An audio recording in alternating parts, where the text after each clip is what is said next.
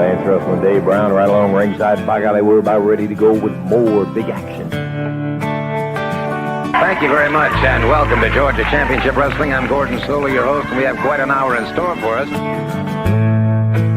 Hello, everyone, and welcome to Championship Wrestling at ringside. This is Vince McMahon, along with wrestling's only living legend, Bruno Sammartino. Welcome to this week's edition of Mid-South Wrestling Television. I'm your host, Boyd Pierce, another outstanding card. Hey, guys, and welcome back to the Regional Wrestling Podcast, where we talk the territories. That's right, guaranteed 100% territory talk each and every time out here on the show.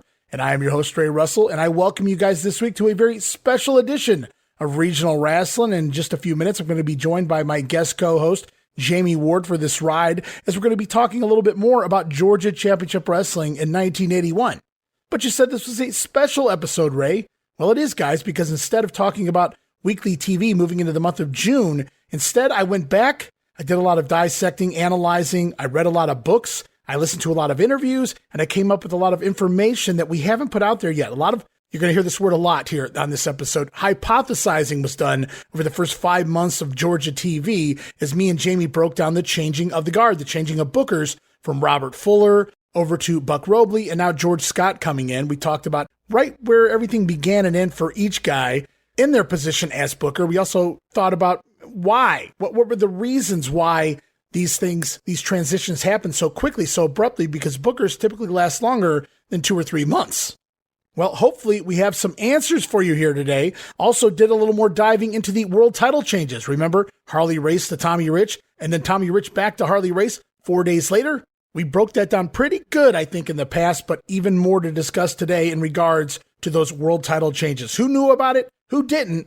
And what was the real reason behind Tommy Rich having that 4-day world title reign? We're going to break it down today. Like I said, I've even got some audio clips here for you this week, some sound bites queued up of a couple of interviews that took place something like 15 years ago involving the Colonel Buck Robley, as he broke down some of the information as to why he came in, why he was chosen to come in as booker for Georgia, why he left, and so much more. Lots of great stuff to talk about today. But before we can get to it, just a friendly reminder that you guys can listen to the Regional Wrestling Podcast and our sister shows like the Wrestling Memory Grenade. This week, finishing up the year of 1987 in the WWF. The project is complete, guys, and we welcome in the new year of 1988 beginning next week. Also listen to Monday Warfare, The Battles Within. It's Raw versus Nitro, as I continue to cover the entire history of the Monday Night War, 1 week at a time. And last but certainly not least, it's the Wrestling Stoop podcast with the legend himself, Bob Roop, where Bob, he not only discusses his career, but also shares decades of great stories. This week, it's a pair of crazy Terry Funk stories. Imagine that. And another Puerto Rico riot story as well, and so much more. You don't want to miss it. The Wrestling Stoop with Bob Roop. You can listen to all of those shows and more as part of the WrestleCopia Podcast Network, located over at WrestleCopia.com. That's WrestleCopia.com, and anywhere your podcast streaming needs are met, from Apple to Spotify, Google, and beyond. And be sure to follow me on social media, guys, for all the latest goings on here at the WrestleCopia Podcast Network. I'm constantly adding old school video clips and pictures from throughout wrestling history as well over there on my social media accounts. And you can find me on X, formerly Twitter. You can find me there at Rasslin'and Grenade. It's at RASSLIN Grenade. Also, follow and like me, Facebook.com/Rasslin'and Grenade. And of course, subscribe to my YouTube channel, guys. YouTube.com/Rasslin'and Grenade. Now more important than ever, because not only can you follow me and Roman Gomez talking about UWF, all of the UWF shows being up there on my YouTube account in chronological order, but a third project coming to regional wrestling, Memphis 1985. And yes, indeed, just like the UWF, you can follow along with us by looking at all of the Memphis videos I'm going to be upping there in chronological order. Not just the studio show, but the arena shows that aired out of Jackson, Tennessee.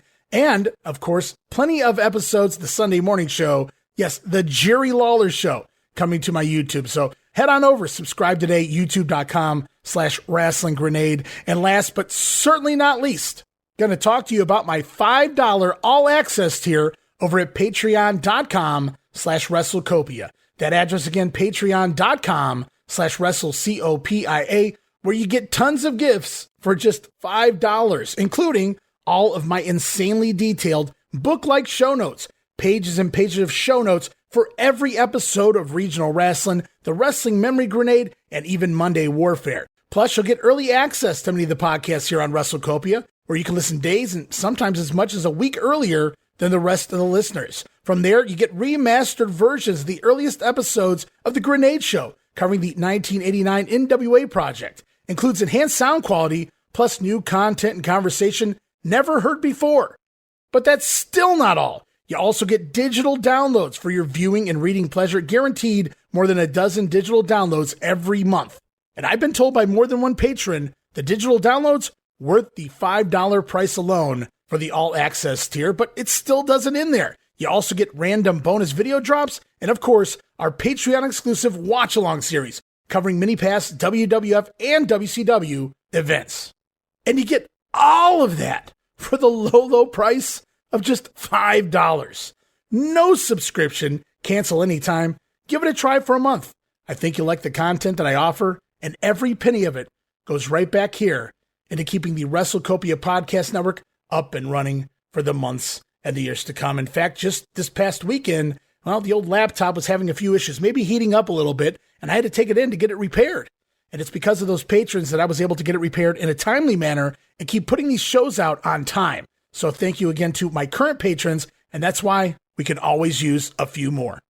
So if you can, if you have a few bucks to spare, you're looking to support that next up-and-coming podcast brand, please consider making it WrestleCopia. And now with all of that said, all of that out of the way, time to jump back into the Regional Wrestling Podcast this week. And as I said, just in a moment, we're going to bring back special guest Jammie Ward. But first, we got to cue up the music as we head back in time to talk more 1981 Georgia Championship Wrestling.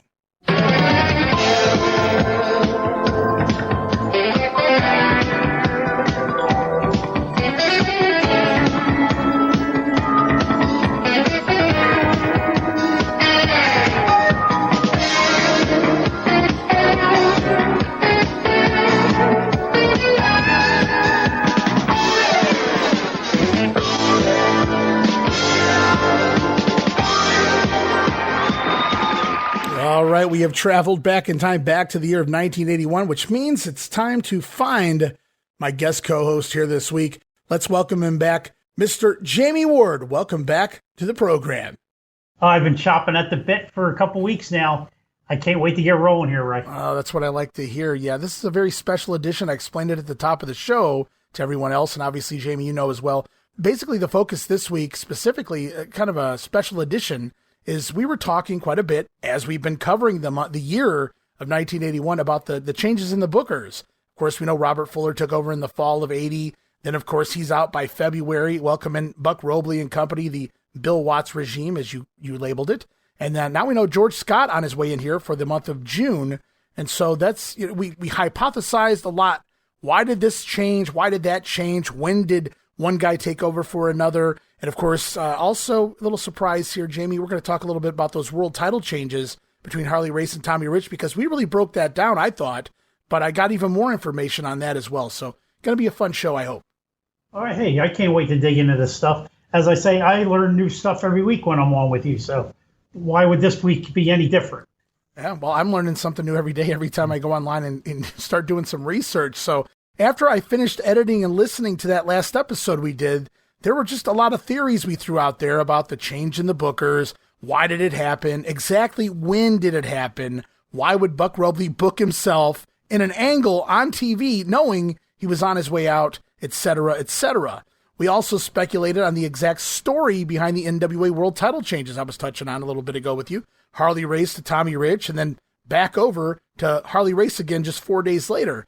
And I felt like we broke that sucker down in detail from every aspect you could. Pretty damn good back when the title changes took place. But I dug a little more, and so we have even more on that as well here this week to look forward to. So I'm ready to roll if you are, Jammie. Oh, yeah, absolutely. I mean, I can't believe there's more that we haven't heard. But let's hear it. Let's go. I don't necessarily know. Well, there's some things here that I know we didn't discuss, but also I'm not saying we didn't hear some of this, but I think it's broken down better now that I get a few perspectives. Okay. So I think we're a little bit closer to actually solving a lot of these mysteries now, is the best way I can put it. I spent the last week doing a deep dive into multiple interviews and books and things like that, hoping to find more answers. And I don't always have time to do that kind of digging in between because I already researched, this show, obviously, also UWF with Roman and other shows as well. But time was on my side this week and it was eating at me, Jammie. So I grabbed info from various places like Wildfire Tommy Rich, some interviews he's done, the legendary referee and office worker Bobby Simmons, Cowboy Bill Watts, straight from his book and some other sites, and most specifically, the Colonel himself, Buck Robley, and some audio conversations he had about 15 years back. And no sooner than I did this research that I got an email from one of our listeners. William Lynn wrote in. He said, Buck Robley talks extensively about what went down with Georgia and a lot of other stuff as well. Sounds like he was fired for the Tommy Rich angle. And a PS from William, he enjoys the show. So I wrote back to William.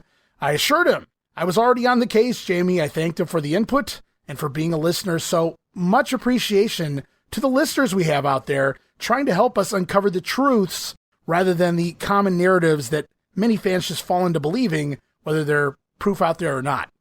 Oh, William, I want to say thank you on my behalf also. I appreciate you listening and definitely chiming in with some information that's going to help our show out. So, like I said, I replied back to William, but he goes on. He sent another email. He said, I've been a huge Robley mark since the Colonel's Army ran roughshod over the Central States back in 1977 to 79. Now, it was never the same after he left, so says William, but he says, come on, Buck. Just admit that they didn't want you on Georgia TV because your look wasn't very good. I wrote back, not very good? William, you're being polite. Yeah, he's being very polite on that one. Roby looked like he hadn't eaten in 3 months and hadn't had a shower in a long time. A long time. There was something that Bob Roop told me, and it's actually going to come up this week on his show. So spoiler alert, guys. He kind of mentions it in passing, but apparently somewhere along the way, and I'm sure a lot of people know this, I'm sure it's in books or somewhere in the history of the annals of professional wrestling history, but I didn't know it, or maybe I did and I forgot about it, but apparently somewhere along the way, Buck Robley was on the side of the road, maybe relieving himself, and he was struck by a car, and the injuries from that was what kind of hurt him from being a full-time wrestler, and he went on to be more of a manager in the late 70s and a booker for Bill Watts and things like that. That didn't keep him from getting back in the ring, doing a couple blade jobs, but I guess once upon a time, Robley was a little more mobile in the ring. I kind of, makes some sense because I didn't always get Robley when I saw him in Mid-South around 79 and 80 when I used to watch Mid-South on the Satellite Programming Network. And just the way he held himself, he always looked to me like he was injured in some manner. Yeah, very stiff in his motions. And very stiff. Yeah. Good analogy, very stiff. That's a good, proper wording for it. And not the wrestling term stiff, but rather just the body looked very stiff. Yes. Okay. So that brings us to here, though, Jammie. We'll talk a little bit about the abrupt change from Robert Fuller over to Buck Robley after only 3 months as booker was Fuller. And from there, we'll do a deep dive into Robley's departure to Joe Blanchard's Southwest territory and George Scott coming in here by the beginning of June. Also going to talk more about the world title changes between Race and Rich in just a second. But before we get going, let's explain why we talk so much about that. I think you coined the term Bill Watts influence during the Robley booking run here in Georgia. Of course, Buck, noted as being a part of perhaps the biggest angles in Mid-South history, the initial run of the Junkyard Dog, and of course his feud with the Fabulous Freebirds back in 1980. Now, many people have credited Robley as having a brilliant mind for the business, from Jim Ross to, most recently, Bob Roop. But let's look into that term, Bill Watts influence, shall we? Because I want to explain that to everybody where Jammie came up with that. You guys see, Bill Watts was a stockholder in Georgia Championship Wrestling. He would step in and book anytime Ole Anderson or whomever was booking would take a sabbatical, jump to another territory. Watts was often the gap filler to ensure things would continue to run smoothly in the absence of a full-time booker. But Bill, he could have easily been the main booker. We've said that over and over. Of course, he has his own business to run down there in the Mid-South territory at this point. But Watts had been in and out of the Georgia office going all the way back to the Ann Gunkel War. God, can you imagine the names that he had for her? Oh, None of which we could probably say you know, here on the show. Mention any of them, but Some of those words probably don't even exist anymore. I can only imagine. But the Cowboy did have his own. Well, he does. I mean, he's still with us, but he had his own vernacular. He sure did. I'm still trying to figure out who Cat Zabulis was in the Mid-South Territory. But anywho, in regards to the failed experiment of Robert Fuller as Georgia Booker, wrestling referee, longtime veteran of the mat as a referee, Bobby Simmons also worked back in the office quite a bit. He stated that Robert Fuller, he said, "I love Robert Fuller, but I think Robert was a little overwhelmed with booking Georgia. Booking Atlanta was very different than booking anywhere else because of the TV, the cable TV. It was so strong, and you had to be careful how you booked it and what you did with it. And I just think Robert, he was a little overwhelmed. He was not very successful as a booker here. He brought in Plowboy Frazier. Him and Robert teamed up, and they were in the main events. People just didn't buy it. And not necessarily Robert's fault, because he was a good booker elsewhere, but I think he was just, again, overwhelmed. Using the term overwhelmed 3 times, Robert Fuller, well, we talked about that way back when. I mean, what do you think in bringing the Plowboy in as your main event? This is not Memphis, and even then, it was pretty risky trying to use Frazier in that main event scene. I think you just kind of hit on something there.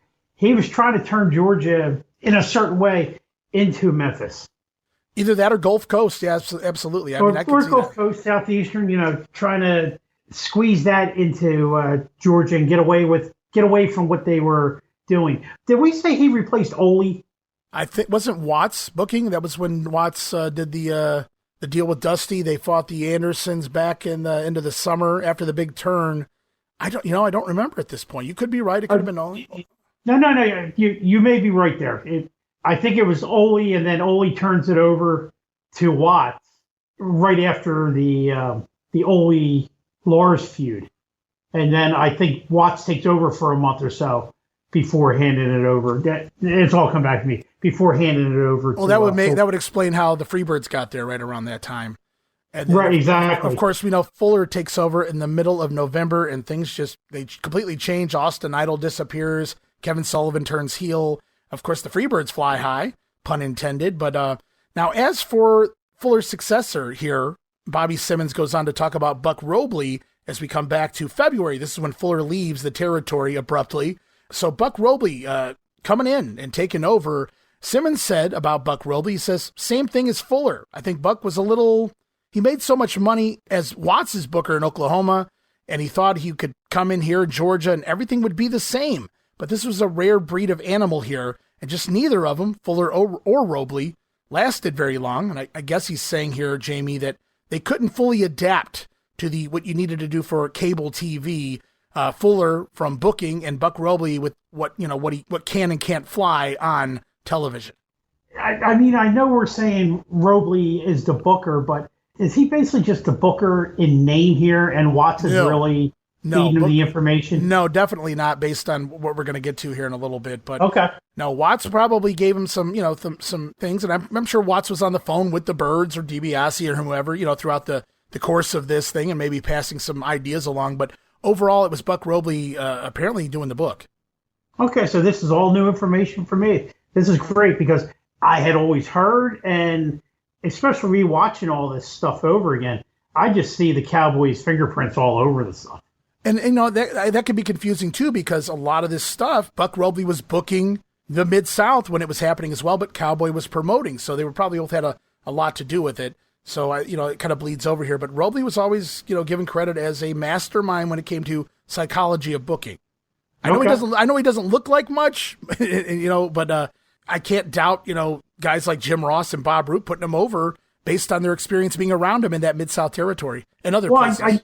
I know Robley. I'm not trying to sell him short. No. I mean, I knew he knew his stuff. Right. I mean, if you want to jump 5 years later to what was that promotion, All South, and he was there. I don't know if that was Gunkel's promotion. I know which promotion you're talking about. South, the one. It's the one right around 87, 88, and he's there feuding with the Assassin, and they had a nice program going on. Yeah, I know which one you're talking about. I can't remember the name of that one. That was later on. I was thinking about the one where he had Wrestling 2 come in. That was a little earlier than 87, though. It might have been 84, 85, something like that. the one I was thinking of. There's been a lot of them. Yeah, this was definitely later on because it was on Joe Pedicino's. Yes, I have some of that. Is that what it was called? Well, the big TV block or the Pro Wrestling This Week show. Like the show was Pro Wrestling This Week. Okay, right, yeah. And they had the big block on Atlanta television, right? I used to get tapes of every now and then. Yeah, what a salesman. Joe Pedicino got himself Bonnie Blackstone. Still can't figure that one out. He outkicked the coverage. I guess so. So we'll hold it right there, talking about the bookers just for a minute, because I don't want to leave the Bobby Simmons stuff, because he also. Sorry, no, you're great, man. You're doing great. No, I'm not cutting you off. I'm telling the people where we're going right now. So we're gonna hold the booking stories in place for the moment, because I have all this Bobby Simmons stuff in front of me. So right now we're gonna pivot over for the moment to the world title changes we recently saw from Harley Race to Tommy Rich and back. Of course, we've heard the stories out there. We went through all of the various stories, and we even hypothesized what we thought the situation may have been. But Bobby Simmons wrote about those world title changes. He said, because he was in the office, you guys have to remember, he said, those were shoot. They were meant to happen. I would send out a telegram to every wrestling office in the NWA roster as soon as the title changed hands to let them know what happened, so they could legitimately tell their people, put it in their arena programs, however they wanted to handle it, that the title had changed hands. That's the reason I knew about it before it did. I sat at home that night until promoter Charlie Harbin called me. He called Jim Barnett from Augusta. Jim called me at home, and I sat there and sent telegrams to every office, every NWA office. So we were the three people that knew about it. Nobody else knew outside of Harley Race. And of course, Tommy Rich, he didn't even know about it until he got to the building that night that he was winning the title. So Rich worked with the title Tuesday night in Macon. He worked with it Wednesday night against Harley again. He wrestled Harley every night that week. We covered the house show results. He wrestled in Columbus. He wrestled Thursday night. He says he wants to say Rome, Georgia, which I believe is accurate. He says it also could have been Athens. He wasn't sure. And Friday night, he wrestled in Gainesville at the Civic Center. He claims it would only hold 350 people if they were hanging from the rafters, Jamie. And of course, Rich dropping the title back to Harley in Gainesville. Big picture, NWA the other NWA promoters couldn't have been very happy with the change in a 350 person arena. Well, I saw something. We talked about the innuendo. You know what I'm talking about, so we're not going to jump back into that here. But I saw somebody post something recently on one of my Facebook posts in regards to the Georgia territory, and he stated, this is another misconception that's out there that I don't know that we covered. Maybe we did, but he said that, that wasn't supposed to happen. That was Harley going into business for himself because he was offered more money that night. And that's simply not the fact, according to what I'm reading here, because Simmons goes on, he said, I sat at home Friday night until I got the phone call again. I sent another telegram to every office in the NWA roster that Harley Race had regained the World Heavyweight title. So that's the way it worked. That's the way it went down. And all these names started flying around, and it was people in innuendo, says Simmons, but the title change was simply done to make Tommy Rich legitimate in the eyes of other promoters and other fans in other territories, and he never appeared on Atlanta TV with that belt. Simmons concludes, he says, as a matter of fact, Tommy never even appeared on any TV with that title belt. He simply held it for 4 days, then he lost it, and that was the end of it. So Simmons basically saying, which I'm going to go on about here in just a minute, but basically it was done. Jim Barnett wanted it done to get Tommy Rich over because they wanted to book him out to all these other territories because he was on cable. That makes sense for Barnett, but we still don't know the answer. Well, I guess we do, that only those three individuals knew the title change was coming. Are they supposed to be allowed to do that under NWA rules? Well, we know the Crockett part, that he flew back in a huff. So I'm assuming it wasn't okayed outside of the people involved, but the people involved, went ahead and did it. And I don't know, can you really go against Jim Barnett in the short term anyway? It didn't really hurt much. No, it didn't hurt much, but it had to ruffle some feathers. Oh, I have no doubt. But that they weren't asked.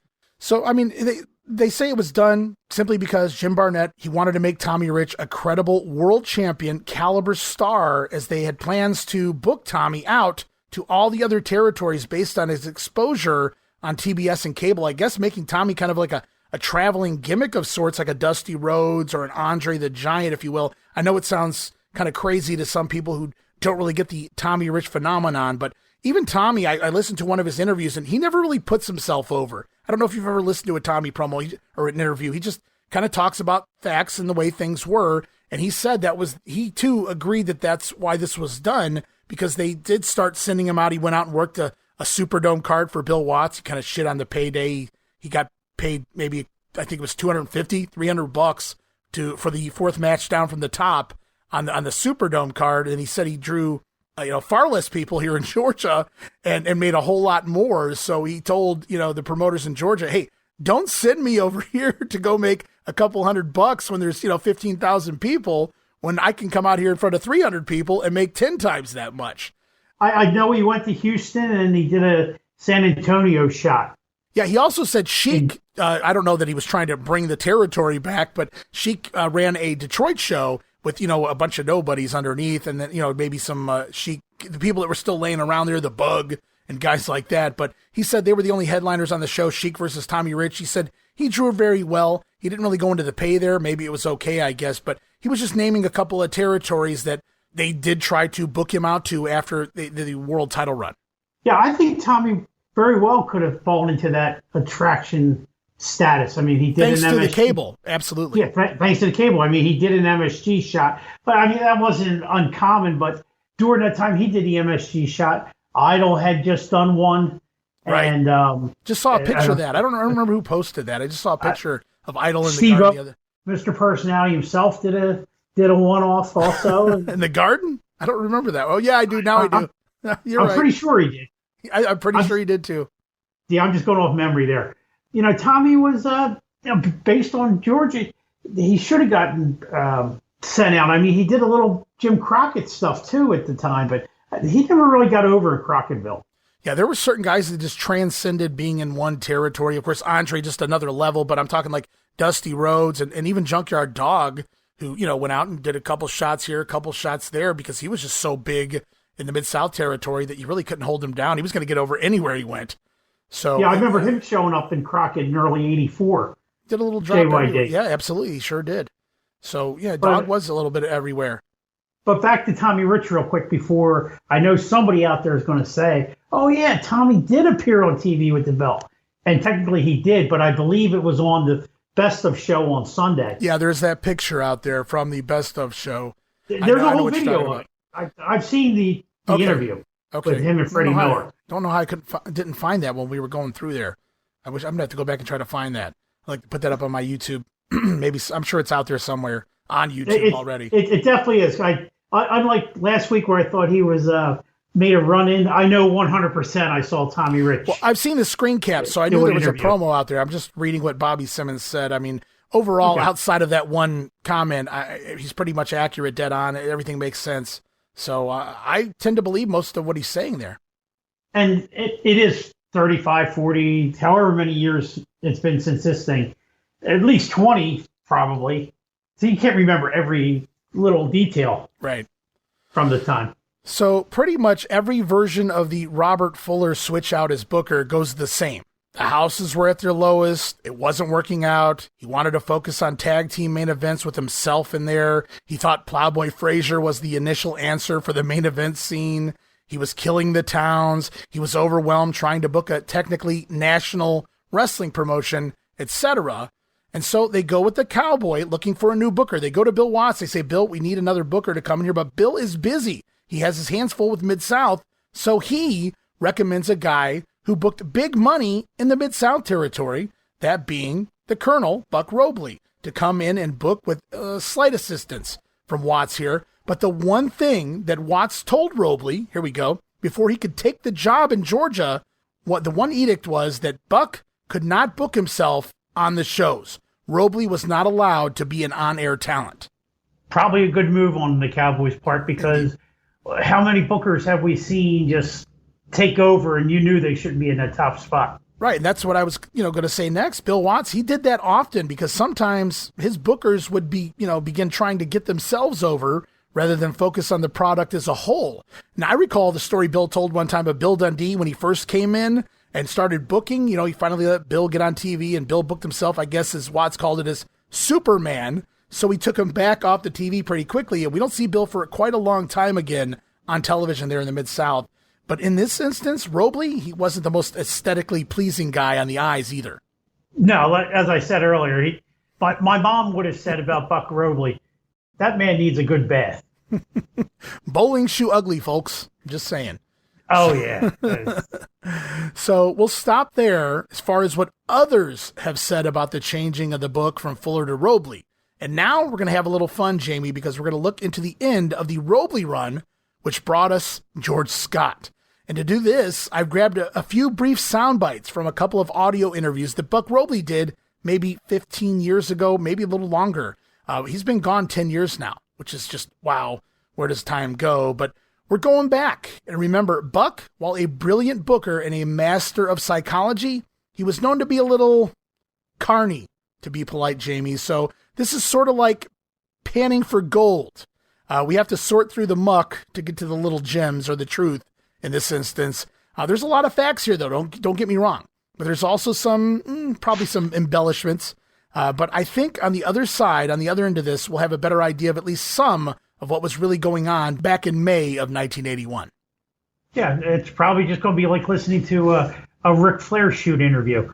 Somewhere in there, the truth lied. Or laid, however you wanted to say it. Somewhere in there, it is the truth. This isn't English class or language arts, as they call it now, at least up here. So you're totally cool with me.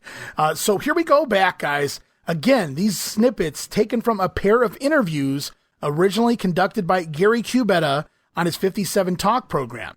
Now, I attempted to try and locate Mr. Cubetta before this program, but I was unable to. I did notice these full interviews, though, are out there on YouTube. But I wanted to give credit where credit is due here, Jamie. And again, these are heavily edited down to just the important parts of the conversation. So away we go with the Buck Robley interview with Gary Cubetta. Again, just a few snippets here, but we're going to try to break down everything from Robley coming in to Robley's exit from the company. And away we go. Soundbite number 1, guys. It's Buck Robley talking about coming in as the booker for the Georgia territory. Here's Buck. I might have got 8 weeks in. I'm not sure how many weeks I booked over there. Like I said, it was they give me a figure of $12,500. The last house that Fuller did it in the Omni. Like I said, when I took over, there wasn't much there. I built what I could build. I shot a little angle with a guy named Don Carson and Dusty Rhodes. Don Carson come to me and he says, "Buck, I'm leaving. He's going somewhere. Just got newly married and needs to make a little payday." I said, "Look, do me this little angle with Dusty." That angle drew $35,000. Only left and gone to Charlotte. He went up there. He called me, just asked me, "Don't kill the towns." I said, "Don't kill the towns, Ole." I said, "You didn't come back here to take it because you knew the place was dead. I'm building something." So Fuller's last Omni house was apparently dreadful, and that's what I've heard for years. Ted DiBiase said that repeatedly. The towns were half dead by this point, according to many sources. Someone needed to come in and fix what Robert Fuller had done. And as a bonus, here we also learn where the Don Carson-Dusty Rhodes match apparently came from, which was fun. Yeah, that was a good little thing, that little feud with Don. And oh yeah, that's right. That's where Don calls him Fat Boy. That's right. He sure does. Almost forgot about that. It was obvious also that Fuller was keeping Ted DiBiase down. Right. And DiBiase had some things to say about that. We might hit this here, but that's part of the reason the towns were down, because here was that fresh face coming into the territory, and Fuller buried him with himself. And I think I said it last time, take a look at DiBiase's interview style from the time he came in with Fuller to the time he's about to get that final cage match, him and Tommy against the Freebirds, that doesn't end up happening. Totally different wrestler at that point. Right. Once he gets under Robley now, here I was under the impression it was under the Cowboy, but he gets under Robley and he is enabled to take off from that point on. So, that was really cool, that little story. I mean, that he recalled this, that he knew Don Carson and Dusty worked that show, and it was really just Don Carson asking for a pretty solid payday on the way out of the territory. Don and Robley had crossed paths many times in the 1970s, so did him a little solid there. That was pretty cool. But like you said, when DiBiase came in, he was very subdued. He wasn't reading a script, but it just felt like he was just reading something off of a piece of paper. No emotion in those promos. But you're right, that did change when we changed bookers. And that was part of the reason that the houses started picking up. I mean, that whole period that that Fuller is booking, now that you look back and you know that they weren't drawn well, you can fully understand why they weren't drawn well. Right. So we move on to soundbite number 2 here. Up next, Buck Robley talks getting screwed on a house show pay at the Omni and giving notice. So when I drew that house with Dusty Rhodes and Don Carson, they turned in $35,000 at the Omni. Well, I wasn't happy. I said, I've been here. I know bigger houses.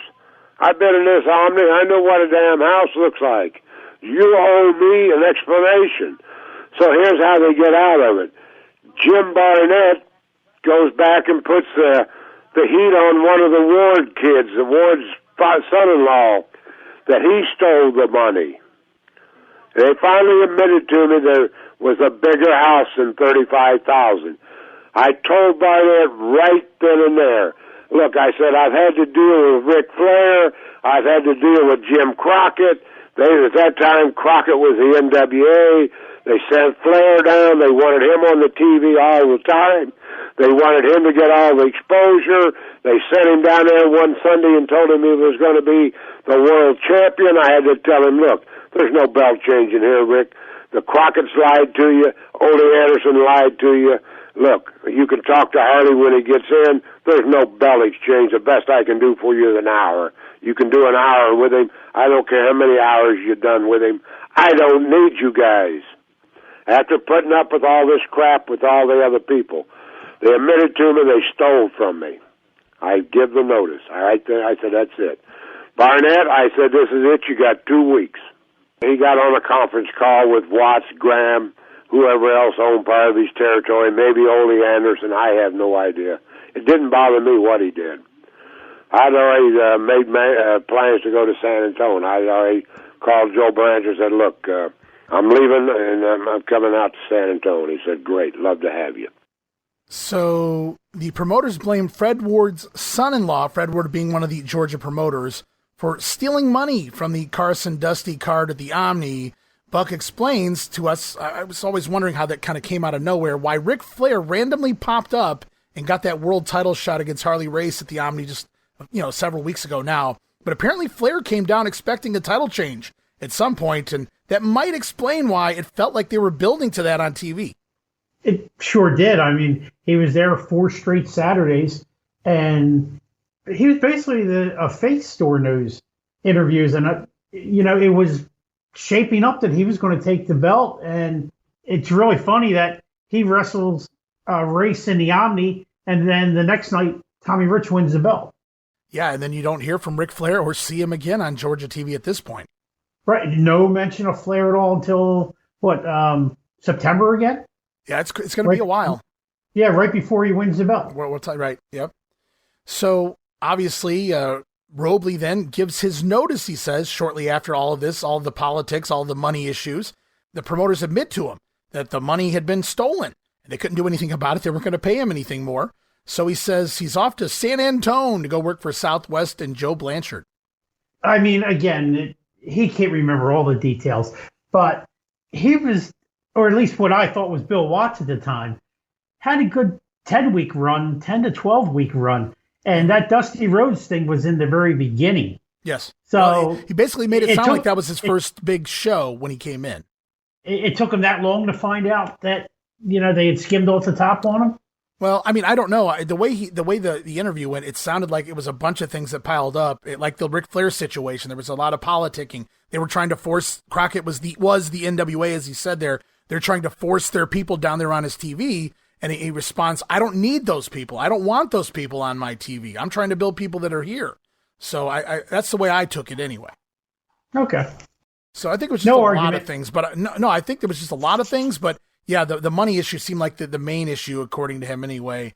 But we're going to go on, and I got another soundbite here. From there, Robley explains his reasoning for putting himself on TV, as well as that popularity of Wildfire Tommy Rich. So it left me without nobody. So I said, well, here's what I need to do this Saturday. I need to get myself on this TV. So now I'm going to get myself over. I was at that point where I was supposed to work TV or not. So after I had to let this guy go, I didn't have anybody to work, so I got Tommy Rich. Tommy Rich was Jim Barnett's band. Whatever Tommy wanted, Jim Barnett made sure Tommy Rich got. He was well taken care of, paid big dollars. Tommy was popular with the girls. He was young. He could fly around the ring. He was a good little worker, you know. Not a great interviewer, but he was good for looks and teeny bobby girls, you know. So I told Tommy Rich, I said, look, this first hour, I'm going to go out in the ring with you, and I'm going to work with you, and I'm going to put you over. I said, this second hour belongs to me.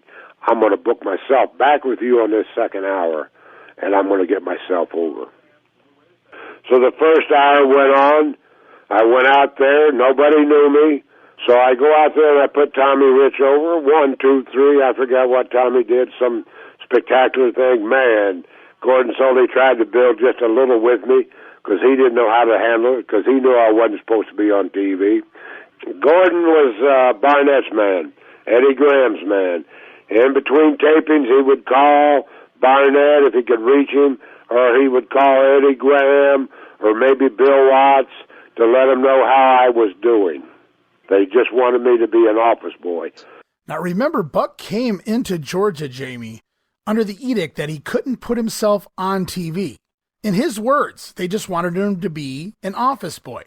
He then talks the episode we just discussed on the last episode of Regional Wrestling. Hour number 1, Buck Robley randomly arrives as a bounty hunter to take on Tommy Rich, puts Tommy over, middle of the ring, 1, 2, 3. And of course, hour number 2, time to put Buck Robley over. On his last week of TV, perhaps for a little leverage, I would have to think. Yeah, so evidently it wasn't what we were thinking at the time, where he was trying to involve himself in something where George Scott couldn't get rid of him. Yeah, and I still don't know that to be 100% because he doesn't come out and say that, but it just, man, it still feels like that when we get to the end of this. But I do agree with you that, but he wanted to get himself over on cable TV. Maybe he was just doing it because he knew he was going somewhere else, and hey, people are going to see me on cable. When I show up somewhere else, I'm going to be over. And that doesn't hurt at all if you're Buck Robley or anybody. Making an appearance on TBS at that time, help promote your brand. And hey, it's not like they can fire him, right? Right. He's on his way out the door. So he puts what's he really care at this time? Right. He puts in his 2-week notice, which would have been, I guess, the week prior to the Tommy Rich taping, because he was technically supposed to finish up the week after the Tommy Rich situation.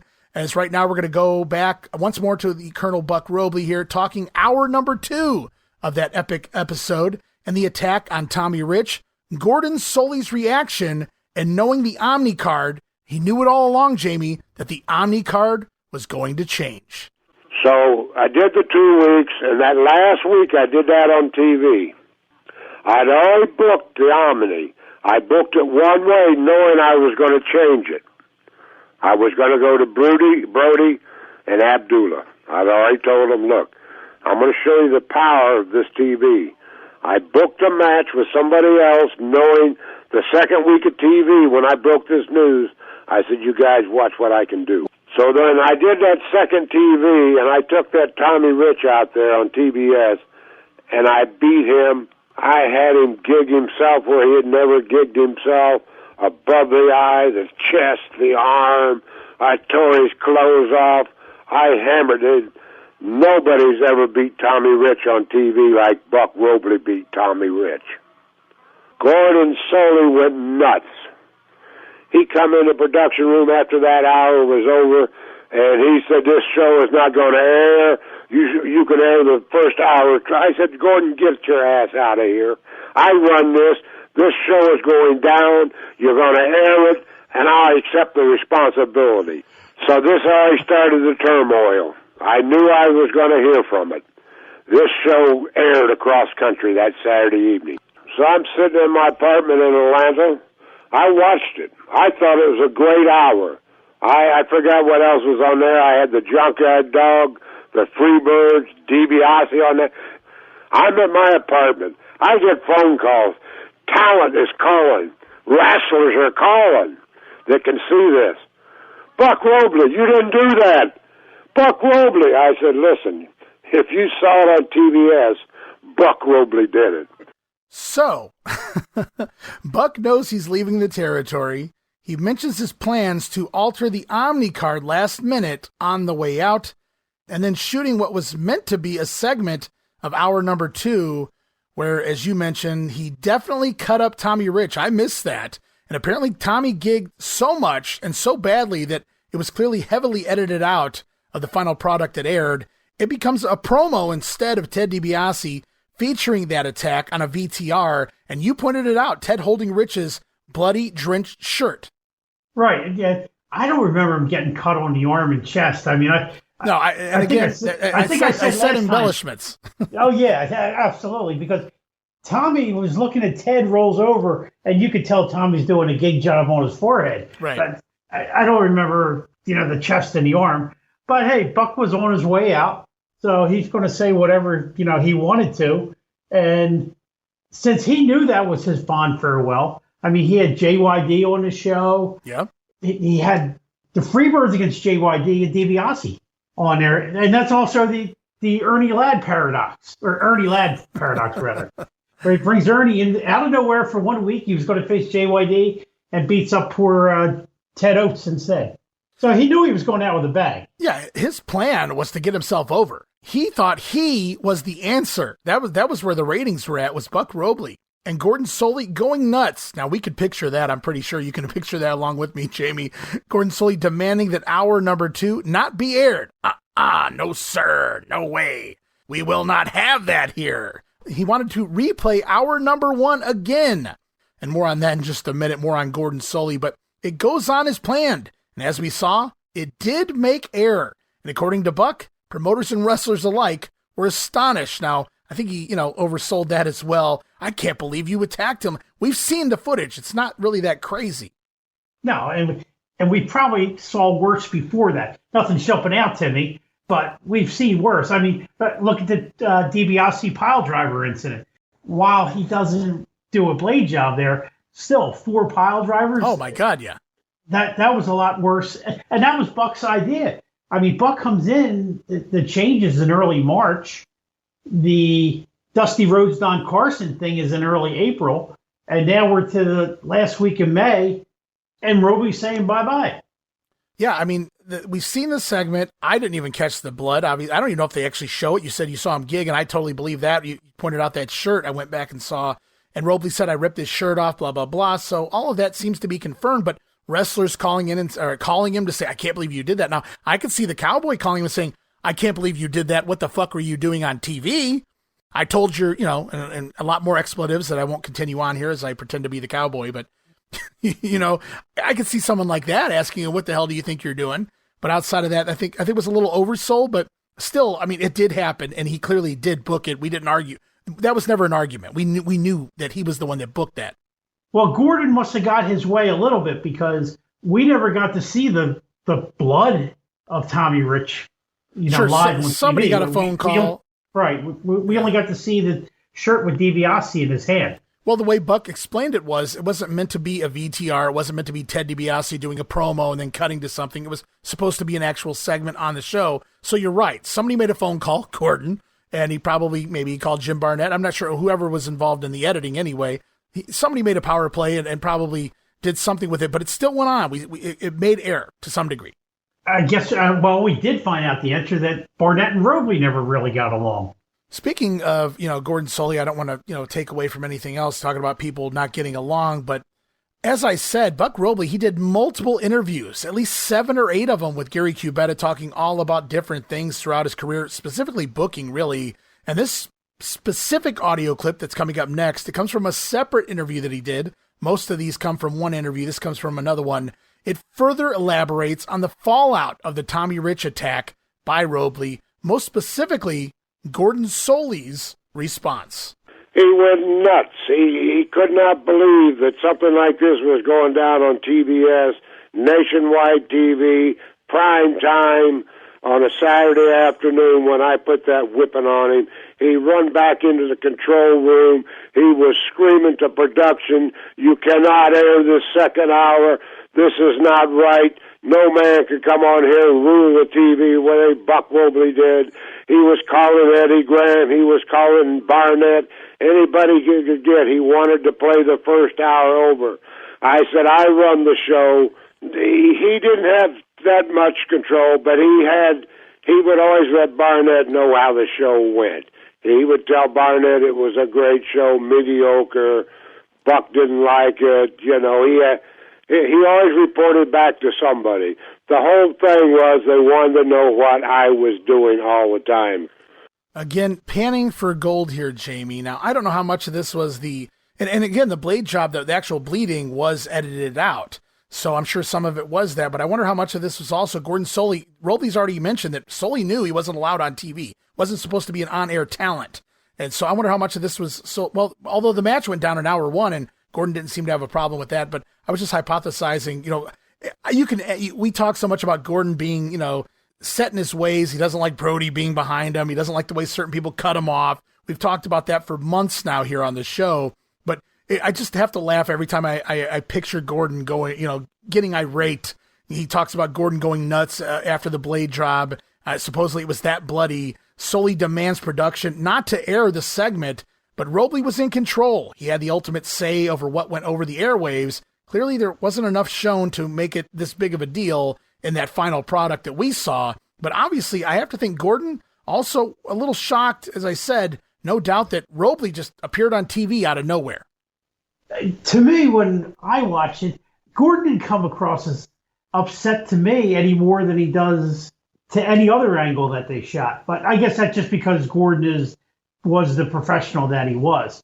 I've heard before about Gordon getting upset about certain things, but here I just can't see. He knows Robley's on his way out, so I don't see what Gordon really was bothered about, except for we can't have blood like that on TV, which kind of makes sense. Right. Well, I mean, Robley's pretty adamant about this. So I'm thinking there was some of this with the Gordon thing. I'm not saying specifically what upset him. Was it that Robley was on TV when he shouldn't have been? Was it because he knew Robley was leaving and he was booking himself in a situation like this? I mean, Gordon been around long enough to know that doesn't make sense. A booker getting himself over on the way out. Or was it just the blood? It could have been a little bit of all of the above, but I can, as much as we've talked about already, I can see Gordon flipping out about something here. Yeah, maybe Gordon and Robley have never gotten along either. Oh, that's very possible. I'm not going to say who, but somebody in the know that had been around Gordon quite a bit. A lot of people just kind of steered clear of Gordon. And okay. I'll leave it there. Well, again, I only met Gordon twice, and I thought he was a hell of a nice guy. I would love to have met him. I mean, I'm not saying anything derogative about him. I'm just saying, in the business sense, some people just tried to, maneuver around Gordon unless they had to work with him. Right. Okay. So, I just haven't seen that many people in books and things that I've read rip into Gordon too much. Right. I get you. Yeah. And I think there's a respect there that goes along with that. We got a couple more sound bites though, Jammie, and we're going to wrap it up here. From there, Robley talks about the fallout after the angle makes air. So I didn't hear nothing from promotion, nothing from Barnett, nothing from anybody. And I want to show you how business is. So now, later in the evening, who calls me? Buckles, my boy. Jim Barnett. Oh, Buckles, my boy. Fantastic TV. What a creation. What a mind. My God. I've never seen anything like this. I said, Jim, it's just the start, but I'm leaving, remember? I'm leaving. I already gave you my notice. And that really hurt him when I reminded him of that. I did it because I had to get over. If I was going to stay there, and there was a chance I could have stayed, I could have reneged on those 2-week notice I give them. And they tried. Don't get me wrong. Barnett tried. Wonder what he could pay me more to stay after that. But I'd already made my mind up, and I give Joe Blanchard my word. So when Bill Watts comes over, and he says, look, you can't go to TV, he says, what do you want to do? I said, you change the main event, Bill. You put Abdullah against Bruiser Brody. I said, the people have been waiting for it. They're both over. I says, I guarantee you ticket sales. And when we went on that TBS and announced that we're going to put Bruiser Brody against Abdullah, ticket sales took off. Now, if I'm buying from TBS, but I can go to the Omni and run the Omni that last night that I was there. Now you get that. I couldn't go to TV, but nobody could control Brody and Abdullah but Buck Robley. They give me permission to go to the Omni, put the finish together, run that show that night. Now, what does that tell you? So, to be clear here, that last episode of TV that we covered was May the 30th, was apparently not George Scott's first episode as we thought it was, Jamie, but rather Bill Watts was actually brought in that specific weekend to oversee the TV because Robley was no longer permitted at television because God knows what he would have booked himself doing that week. So Robley was asked to oversee the Omni show, however, because per his story anyway, he was the only one there who could control Abdullah and Bruiser Brody. And they were Robley's boys, don't get me wrong, especially Bruiser Brody. They went hand in hand. Even Bob Roops told me a few things. So that's probably semi-true. They wanted him there, so maybe Brody and Abby would cooperate at the Omni show. Now, I know he talks like that's the main event, and we'll get into that from there, but I just wanted to get your take on what I just covered. Yeah, because I was about to go off on. Oh yeah, you can't save it for about in the next minute or so. Okay, but hey, if he was the only one and Jim Barnett felt good with it, hey, who am I to question Jim Barnett?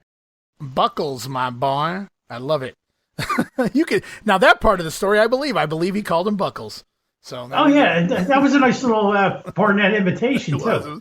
It was always fun. Everybody's got the same my boy. Mean Gene busted that out in a '93 promo I was watching one day, and I had to laugh because he was talking about James E. Cornette, and he goes, "Oh my boy," and I'm sure nobody got it then, but in hindsight, I did, and I had to laugh. Oh my boy.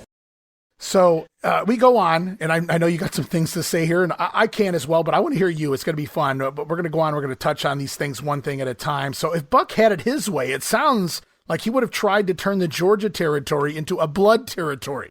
Bruiser Brody, Abdullah the Butcher, Buck Robley on top, which is odd after a few months of great stuff that he'd been booking with the Freebirds, JYD, Ted DiBiase, Tommy Rich, though we do know that red does make green, if you know what I mean. In the months to come, we're going to see Tommy Rich and Buzz Sawyer going at it. I'm just speechless on that last part because he had booked an entirely different May 31st show. Right. And he says he knew he was going to change the card. And we're going to get to that world title match in a minute if that's where you're getting at. Right. That's where I was going. That's part of it. Well, we can go there now. We don't have to structure this thing. Go for it. He had the show booked, said what it was going to be. Might even have been 2 weeks out. They announced it. It was it was 2 weeks between shows. The 23rd. So.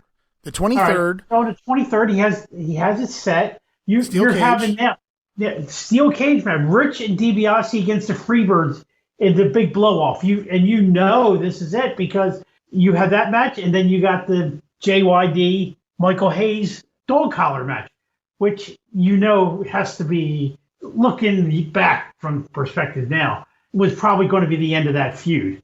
But without saying as much, it does seem like under the right circumstances, maybe if he got his way creatively, Robley might have stayed here if they'd caved in and allowed him to become a regular on-air character, and maybe he had that in mind too. It's very possible. That's why he did it, hoping everybody. What do they say? Scorched earth in a manner. Sure. If I'm going to try this to keep myself around, and if it doesn't work, I'm taking the whole thing down with me. Oh, it does seem that way. It's like, well, I'm leaving, so I'm just going to, change all this around here. Nothing makes sense. And, I don't really care on the way out and have Brody and Abby, tear the house down. But you couldn't trick the Cowboy or Jim Barnett in this instance. Somebody, now I don't have this. This is not in the Robley interview, but when you see the changes and they realize they have to alter some things, what do? Somebody, Jim Barnett, Bill Watts, Eddie Graham, Jim Crockett, somebody talks to somebody, and they get a world title match down there as fast as possible to fix this show. Yeah, exactly. You got the big rematch between Rich and Harley Race. And that explains why other things were changed, because they had to fix this card, because Robley was trying to walk into the Omni doing Abby and Brody on top when Abby wasn't even in the fucking territory until that show. People know who Abby is. I'm not saying they didn't know that, but there was no build whatsoever. I'm with you. He's saying we're going to advertise it the day before and we're going to up ticket sales. No, that's not why they up ticket sales. They up ticket sales because out of nowhere you got an NWA World Title match. Give it to him. Where you just had Tommy Rich win the belt, lose it back, and you knew the momentum was right there that if you're doing the last minute ticket sales, hey, you got a good shot that Tommy Rich is taking the belt back in Atlanta. This time it's going to happen in Atlanta. Right. It's the home field advantage. You got to have to be convinced if you're buying that last minute ticket sales. People weren't going to go see. Yes, Brody was considered a nut, and he was probably doing exactly what Buck was telling him. We know Brody and Buck were tight. Right. But that was in passing, more or less. I mean, Brody did an interview on it, but I would have been sold about Abby and Brody going to see it the next night. That would be what dragged me there. Now, what might have dragged me there if you don't have the world title matches, out of nowhere, here's Ole Anderson saying him and Gene are going to teach the Freebirds a lesson in a steel cage. Because people sometimes they like to see that heel versus, especially, when you get the badass heels versus the pretty boy Michael Hayes and his guys. So I get what you're saying there, but let's not forget, it's kind of been overlooked too, and it wasn't changed, but that entire storyline with Michael Hayes and the dog, the blow off there with the dog collar match. So there's a lot of things that could have sold this house besides just Abby and Brody. Right, and they didn't actually push that hard enough. No, not at all, especially on the last show. No, not at all. No, I agree with you 100%. Which is why, I'm very surprised to hear that he actually ran that show and that Watts was brought in for that TV on the 31st because of all the changes that were occurring. Right. Yeah, so I think it was just like a placeholder. They needed somebody to come in. Robley wasn't allowed on TV. They didn't trust him because he probably put himself on TV, and God knows what he'd do from there. So they didn't want him anywhere near the television studio, which I get. So, but they did, he was supposed to finish up at the Omni. Now, there's no contracts in wrestling back then, really. It's certainly not with a booker. But I'm sure they didn't have to let Brody into the building, but Robley into the building. But they probably didn't want to piss Brody off, and they probably didn't want to piss Abby off. They were booked and announced and blah, blah, blah. And I don't know how much say Robley had over the entire card, because all he talks about, and you're going to hear this in our last soundbite in a minute, is really booking that Abby and Brody match, because in his mind, that was his main event.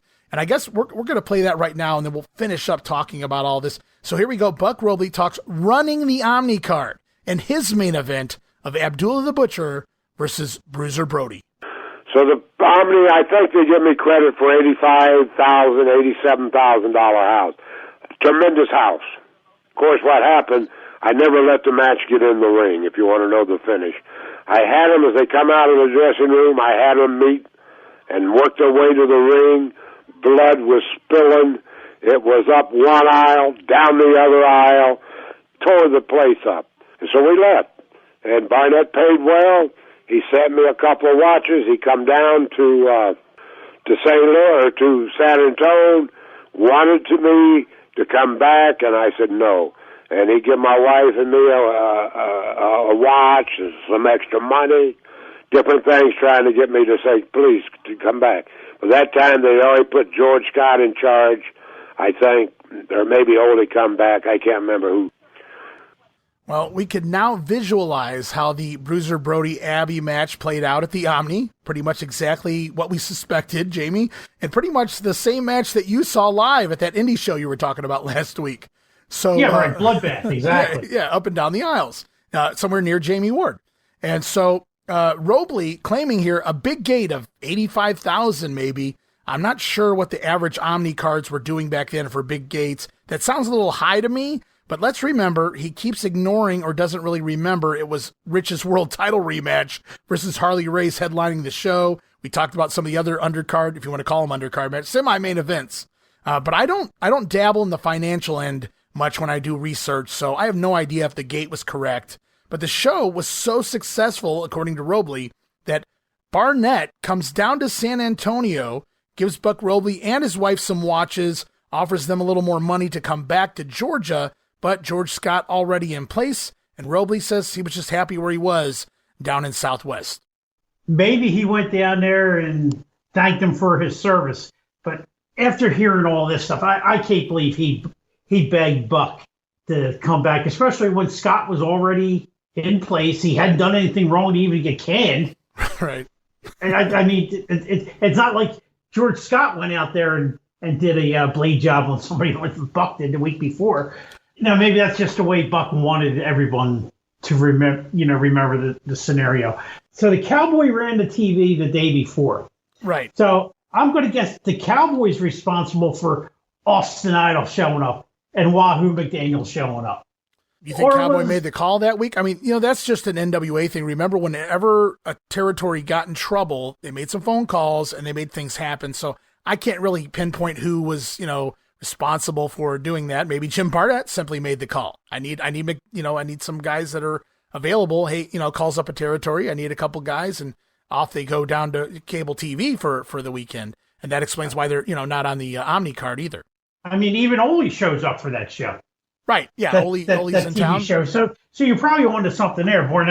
Barnett, knowing he's not going to have Buck there, makes the phone calls and get all this different talent, rile up the troops, type thing. Right. And then you get to the Omni. All right. Hey, Buck, can you tell me what the whole Bruce Reed, Brody Lights Out match was? How is a Lights Out match less important than Brody and Abby? Yeah, and like we talked about, did it even happen? Was that where he talked about he knew things were going to change? I don't know, because that Reed stuff wasn't really set up till they announced the Abby match. No, and they brought him in as a Superman. I'm confused. Now, you just took me into an entirely different area, which I did not know was coming. This whole time, I'm thinking, the Cowboy was in charge with Robley helping him. But now we're finding out it's really Robley was in charge all the time, with the Cowboy helping Robley. Well, I had always heard that Robley was the booker here. So when you say Bill Watts' influence, I know we would talk about Bill probably giving some advice, and I believe that was very possible. Not to Robley, but maybe to some of the talent, because Bill was probably no doubt keeping an eye on what was going on down there in Georgia, and certainly getting an earful on the phone as well. So I'm sure the Cowboy kept close eyes there, because according to Robley, Bill wanted to make sure that Robley stayed off TV. In Robley's mind, it was because he would get so over, he'd be like Hulk Hogan, and Bill didn't want that for some reason. So maybe more realistically, he didn't want to kill the town with Robley on top. But I don't know what Buck would have done, or Buckles would have done, had he actually been on TV from the get-go. But you saw what he did in 1 week's time. He attacks their Hulk Hogan, for lack of a better term, Tommy Rich at the time. So it's right. I thought we would have more answers here, but you seemed even more puzzled than ever before. I do apologize for that. I thought, we were able to pan out some things, and some things made sense. Some other things probably a little embellished, no doubt. I believe he probably did get some watches. Seems like a weird thing to make up. Barnett handing him some watches probably did as a thank you. And he did have some great storylines and some great houses during that period with the Birds and the Dog, DiBiase, Tommy Rich. How can you not? The storylines just really enhanced what was already there, which was great level talent. I mean, he's the booker at the time when I first get to start watching TBS. So if TBS is just coming into my area, outside of Philadelphia, right? How many other cable systems were picking it up at this time? Yes, they already had the cable penetration in 79 and 80, but 81 seems to be the time where cable really starts to take off in the United States. I mean, I understand there's some places in New York didn't get it until the 90s. All around the United States. You're right. Right. It's taking off. So for a lot of people like myself, now I'm finding out here, I thought it was the Cowboy for years and years and years, that Buck Robley was the man that was pulling the Freebirds and DiBiase and bringing Dusty in and. Well, I don't know that he was bringing Dusty. Remember, he had guys forced upon him too. Maybe Dusty was another one of those guys. I don't know about that one. Dusty does disappear basically after that Carson stuff. We don't see Dusty again till June. Because Robley, I don't know if I had it in one of those sound bites. I may have edited it out because again I tried to, time restraints. I tried to edit out what I figured wasn't really important to the conversation we were having. But there was a point there when he was going on about Ric Flair that he makes it very clear that they were trying Crockett, they being Crockett specifically, were trying to force talent upon him to put over on his promotion in Georgia.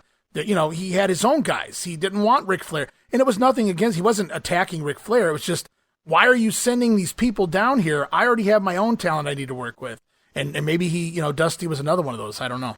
Don't forget, we just remarked about this. I don't know if it was last show.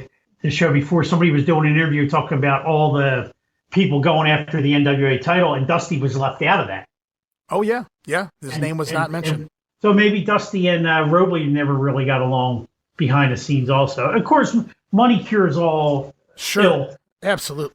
I mean, he could have been too unhappy with Dusty, whatever. They tripled. If the money is correct, they basically tripled the Dusty and Carson tripled the last gate that Robert Fuller drew prior to that. And that's just Dusty and Don Carson, a couple comments made by this point, a manager stepping in the ring with that bull rope match with Dusty Rhodes. I mean, you're talking about a blade job, a couple of bumps, some flip-flop and fly. I'm sure the fans had a fun time, but I mean to, bring up the crowd just that much, just on the name of Dusty Rhodes and, a hated manager, you'd think, he would be happy having the dream in there, but I also get the point of, if I'm not going to have him here close to every week, I don't want to deal with it. Right, okay. So let's go back a little bit again. Okay. I'm going with the eye test here. I'm going to say Fuller is done by the end of February, and then Robley takes over in the beginning of March when we get the Tommy Rich return. It's very, I believe, I don't remember when it was in February. It was because somewhere Fuller near the end. around through April doing some shots here and there. Yeah, you can tell immediately. The house show circuit of March. Right, but you can tell immediately when Fuller is no longer the booker. Things change, specifically Fuller, it's his TV time. Right, it became non-existent. Yeah. And that was in the beginning of March. The day Tommy Rich comes back, I don't think we ever see Ron Fuller again. Robert Fuller. No, I recall at some point we saw he's out there once for like an interview, and it's just a generic interview. It's not going after anybody of any merit. I do remember that, but I don't remember what week it was. It was a couple weeks after the fact that he'd already been kind of phased out.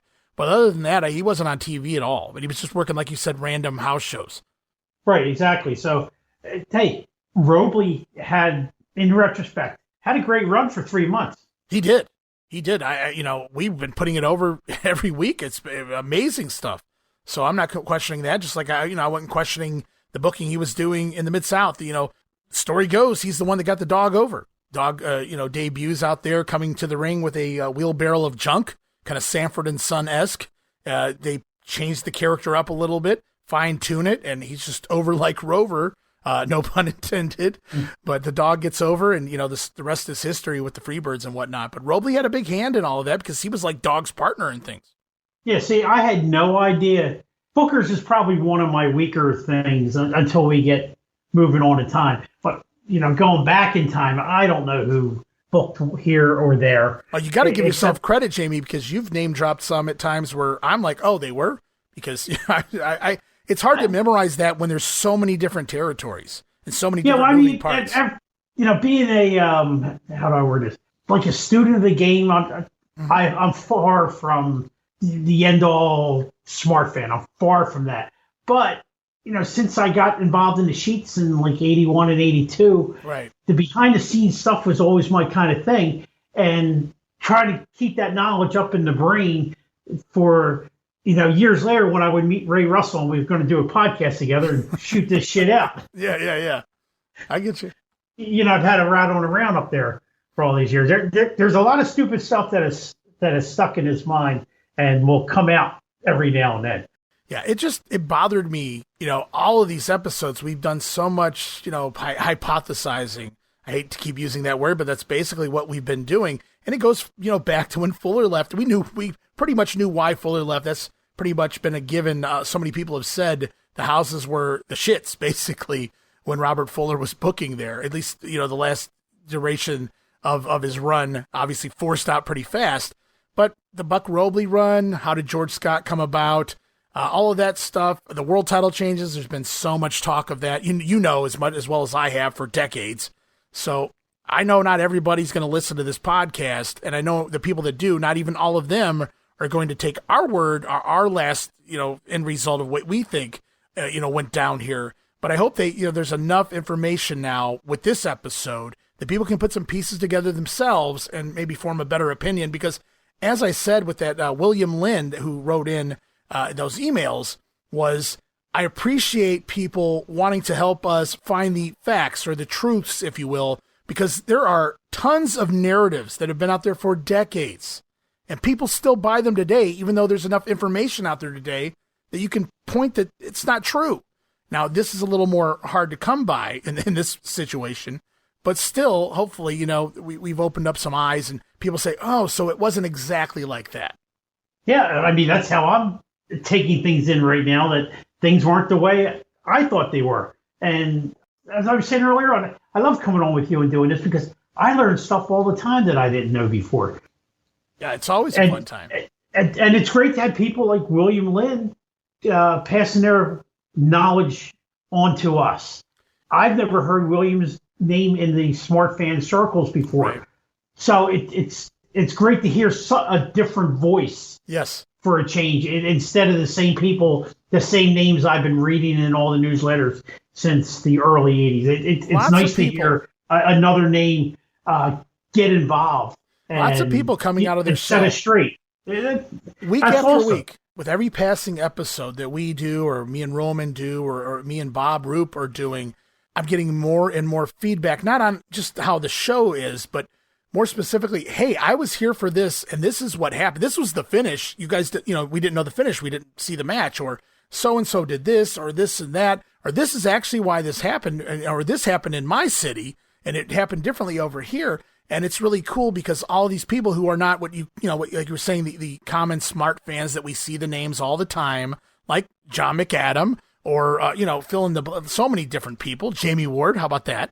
So, to get other people, and there's tons of them, especially, I've been trying to do research on Los Angeles, and I'm getting so many people telling me all these LA memories. And they're just random fans, they're not these guys that have been sticking around studying the dirt sheets and things for decades. They're just people that used to go to the shows or watch TV every week. And I love getting all of that because it's in their memory banks. It's fresh. They didn't sit here and study 40 different territories to the point where some of the stuff's bumped out. That's all they have. And I love it. I love it too. That's the best way I can put it. The more knowledge I can gain from people that know more than me, that's a wonderful thing. Yeah, after I did the WWF territory with John McAdam and talked about the late 60s, early 70s with Kerry Silkin, I got so much, people, the topic, telling me all these memories from the late 60s, early 70s, and from the time period I did with John in 77, that it was overwhelming to the point where I was like, my mind can't even absorb all of these memories and stories. And I was like, oh my God, what I could do if I had a team behind me to just sit here and sift through all of this. Let's get it all out there. So hopefully someday we'll be able to do that. Yeah, you get people, the more people that can throw their knowledge out, this stuff isn't forgotten, because when somebody leaves this earth, that knowledge goes with them, and there might not be anybody else that remembers this stuff. That's right. Well, Jamie, I guess now's as good as time as any. We're going to wrap things up here this week, a little shorter than usual, but that's okay, guys, because I hope there was enough knowledge. Hey, they say quality is better than quantity. And so we're about an hour and 20 into the show, hour and a half almost. So I just, I think it's time to wrap it up, but I wanted to get this out there, a special episode talking about the bookers that we've encountered here in Georgia up until now. Of course, we know George Scott going to have a short tenure here in the summer before Ole takes over, and he's going to have the book all the way to the end. Yeah. You know what? Let me ask you another question. I'm Sure. going to have to go find and watch these interviews. Yeah. But did Robley happen to mention anything about the Ted DiBiase push and Fuller? The story always was DiBiase was the one that was supposed to get the NWA belt. Right.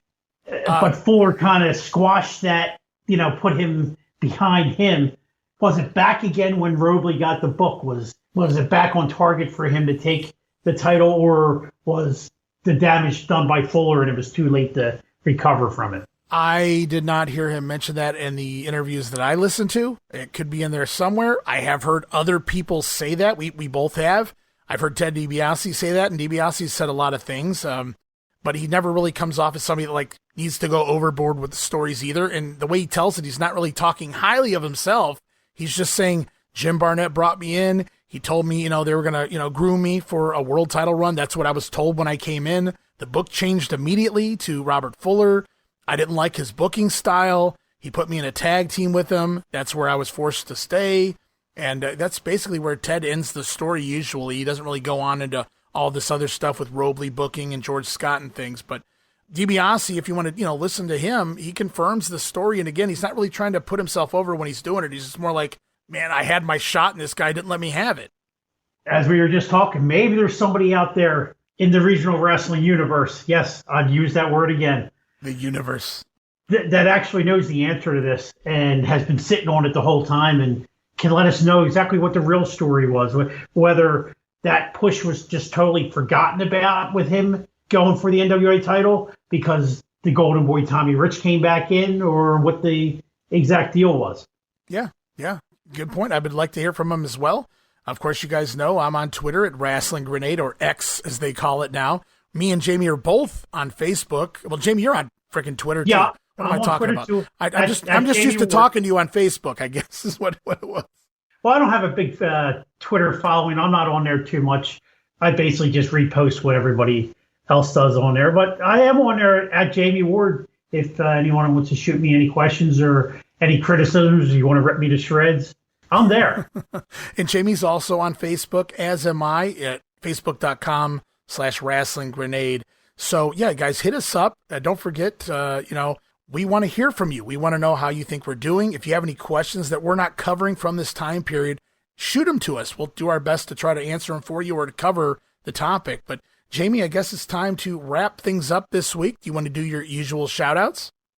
All right, if anyone has the opportunity, please check out the Othership podcast with Michael Herrick, Chris Spiker, Drew Samuels, and William Merriweather. Not only do they talk wrestling, of course, but they talk a bunch of other subjects. And I believe during the month of December, they may even talk Christmas shows. Ooh.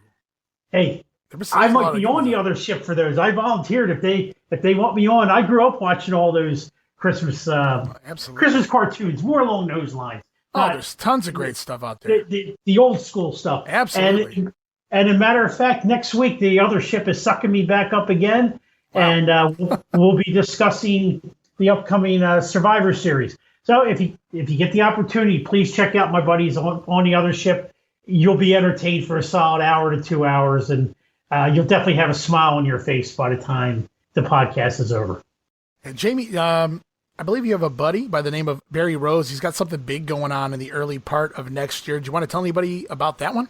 Yes. Barry Rose, as many of you know, used to run the CWF Legends Fan Fest down in Tampa each year. Mm-hmm. Well, he's changed it up just slightly because, to be honest, there's not many old-time Florida wrestlers left, and it's really sad.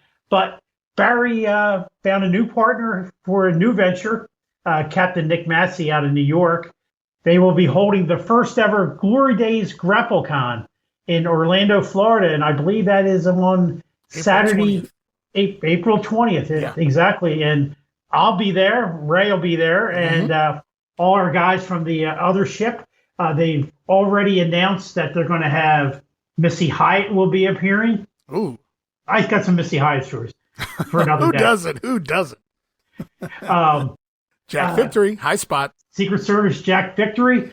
The one-man gang will be there. I prefer Akeem.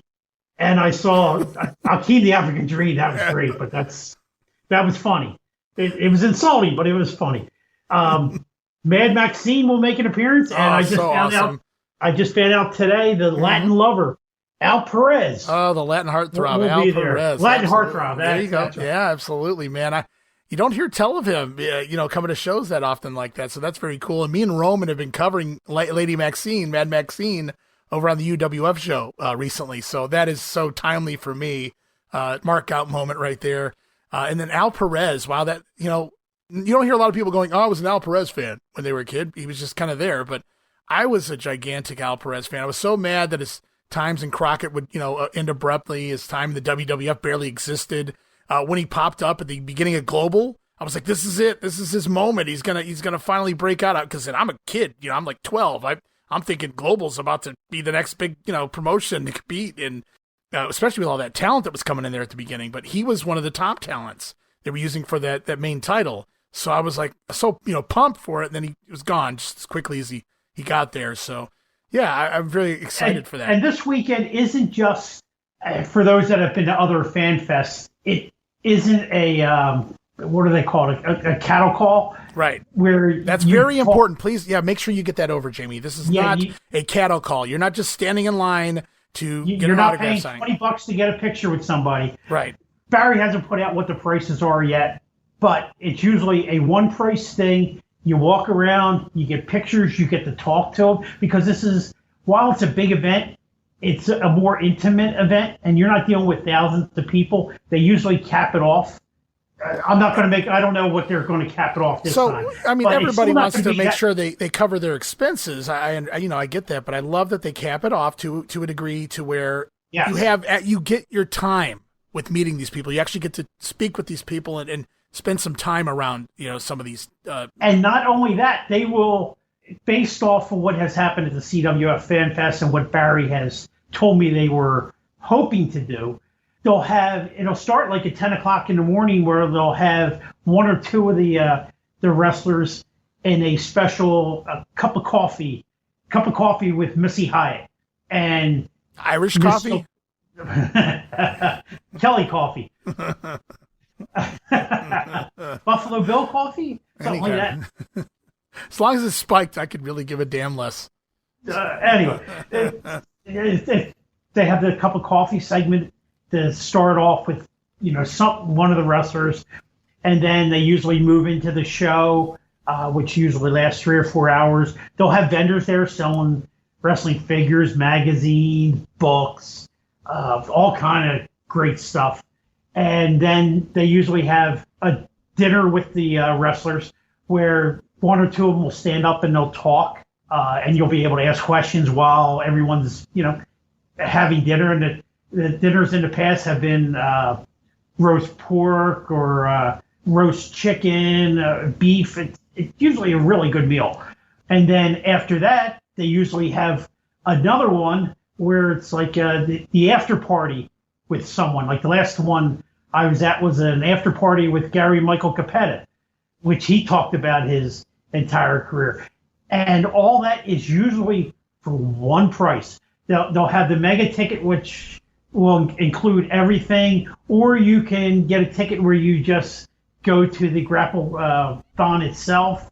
And plus Friday night at the hotel, an independent group from Florida will hold a show, especially for the fans that are attending the Fan Fest. And this just in, Jamie.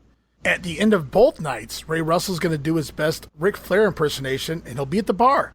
I didn't even get to that part, so that's even better. No, you're going to do your Ric Flair. But it doesn't end there, because usually everything's over by 8 o'clock. And now in Tampa, we went across the parking lot to a bar. But at this hotel that we're at, which, Ray, I'm sure you know the name, it's escaping me, the Rosen. The Rosen. Yes, very famous hotel. Center. It's a center. It's not really just a hotel. There's a lot of things in there. They got 2 or 3 restaurants, 2 or 3 bars. So we won't even have to leave the building. We'll just go to the bar, we'll get some dinner, and just have a great time to the wee hours of the morning. Yeah, what I save on Uber, I will spend on alcohol. Yeah, I said it. So it's going to be a fun time, guys. Hopefully you guys can join us there for the GrappleCon. That's the Glory Days GrappleCon. And the biggest star of them all, my wife will be making her Fan Fest debut. She's going to come along with me on this one. She normally stays away from my wrestling habits, but mine does too, and I'm dragging her along as well. It must be just Florida. and we're and also the fact that we're going to do a couple days at Universal Studios. Sounds like a good time after the Fan Fest. So lots to do around there. SeaWorld, all kinds of good things going on. So and Barry tries to make it, and Captain Nick. I don't want to forget Captain Nick. Don't make it as affordable as possible for everyone. Absolutely. Everybody wants to make a buck, but they don't want to make it so expensive that nobody can go. Right.